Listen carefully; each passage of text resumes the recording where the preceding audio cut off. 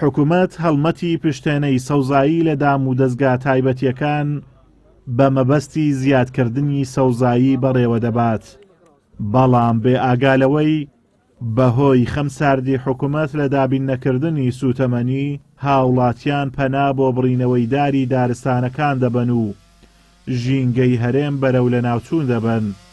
لکاتێکیشدا کە ئەبینین ئەم نامەمانە ئەچێنێتن ئەگەر قەبارەیان بچووک ئەبیتن بەڵام کە دەبینن ڕێژەیەکی هیچگار زۆردار و دەرەخ لە هەرێمی کوردستانە بە تایبەتی لەم وەرزەدا دەبڕێتن. ئەمەش لە ئەنجامی کەمتەرخەمی حکوومەتی هەرێمی کوردستان چ لە تاخیرکردنی سوتەمەنی یاخود چ لە پێنەدانی سوتەمەنی لە کاتی خۆیدا و هەروە بە تایبەتیش بۆ ناوچە شەخەویەکان ئەبینین کە ناوچە شەخەویەکانی ئێمە نەک بە بەرمیلە نەفتێک و دوو بەرمیلە نەفت چارەسەر نابیتن، بەڵام خۆ حکوومەتی هەرێمی کوردستان ئەتوانێتن ڕێگە چارەیەکی باشتر ببینیتن. کەواتە ئەگەر دارێک چێندرا ئەگەر نەپارێزرێ کەواتە هیچ نەکات، کەواتە پاراستنی مەربوطە بە پاراستنی مەربوطە بەوەی کە حکوومەتی هەرێم نەفت بۆ هاوڵاتیانی سنوورە ناوچە شەخاویەکان دابین بکە بۆ ئەوەی ئەو دارانەی کە ئێستا هەن نەبڕدرێن نەک ئەوەی بچێندرێ. بەڕاستی پێویستە ئەو دارانەی ئێستا هەیە بپارێزرێن.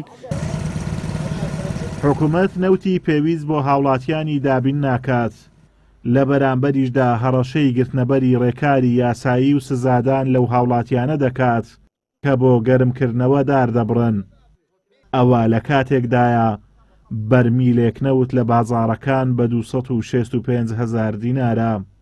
ئەو هۆکاری کە خەڵکێتی بۆ دەربڕینەوە هەوڵمان داوە ئەو هۆکارانە دابین بکەین کە هۆکاری خۆگەرمکردنەوە پێویستیانە بەو دارانە و لە لایکی تریشەوە بەرامبەر بەو دارە بڕدراوەکان نەمامی نوێ چێنین.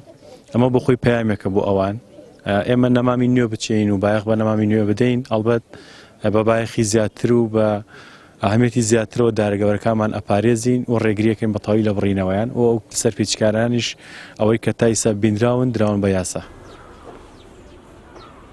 زۆربەی گوندەکانی دەڤەری سۆران کەوتونەتە ناوچەی کوێستانی، ساڵانە پێویستیان بە 5 تا 6 بەرمیل نەوت دەبێت، لە کاتێکدا حکوومەت بە 1 بەرمیل نەوت دەیەوێت هاوڵاتیان زستانی سارد و سەخت بەڕێ بکەن.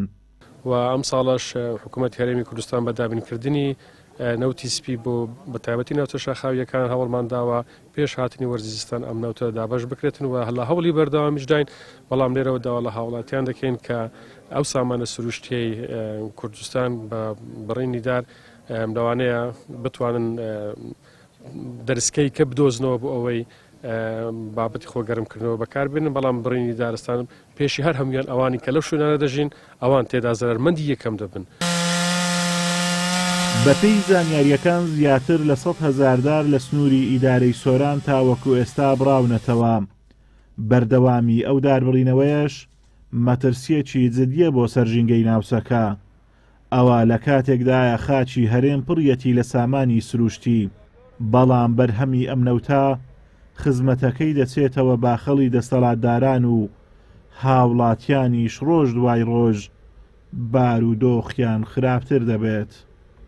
ئازاد و مەراوەی کەناڵی ئاسمانی پەیام، سۆران.